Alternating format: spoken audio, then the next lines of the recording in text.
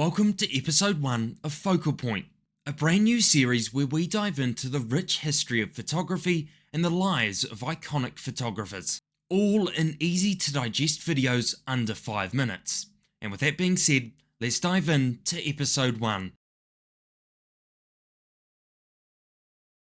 Henri Cartier-Bresson changed photography forever by capturing the perfect instant, what he called the decisive moment. But what most people don't know is he eventually quit photography completely. Here's the wild story of his life and how that happened. Henri was born in 1908 in France. He was raised in a wealthy family and originally studied painting, heavily influenced by Cubism and later Surrealism, both of which shaped how he saw the world. In the early 1930s, he picked up a Leica 35mm rangefinder camera, a small quiet tool that let him photograph life as it happened, without drawing attention. Henri once said the Leica allowed him to align his head, eye and heart, all in one instant.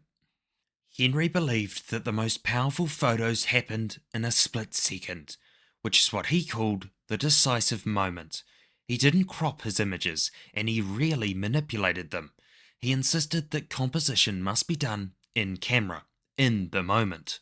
In 1952, he published his book, The Decisive Moment, showcased his ability to freeze time, like this iconic shot, where a man leaps over a puddle just before touching the water.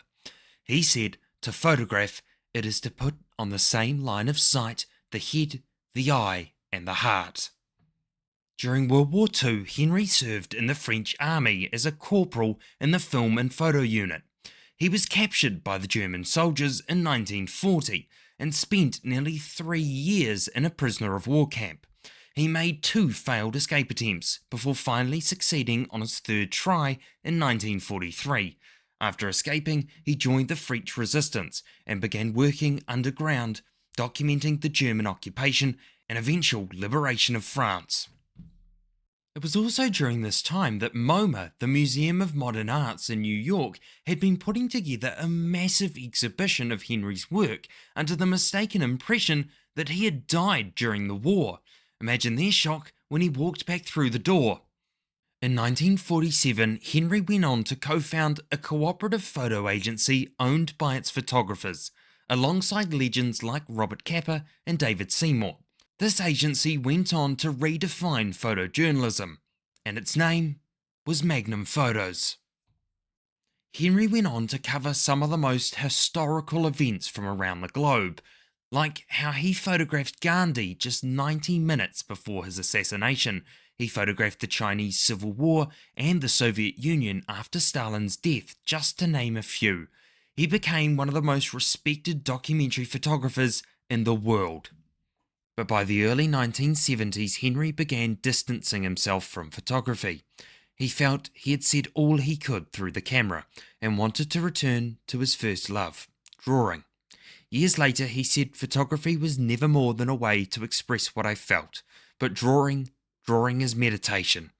He continued sketching and painting until his death in 2004 at the age of 95. Henri Cartier-Bresson taught us that photography isn't about gear or trends. It's about patience, intuition, and timing.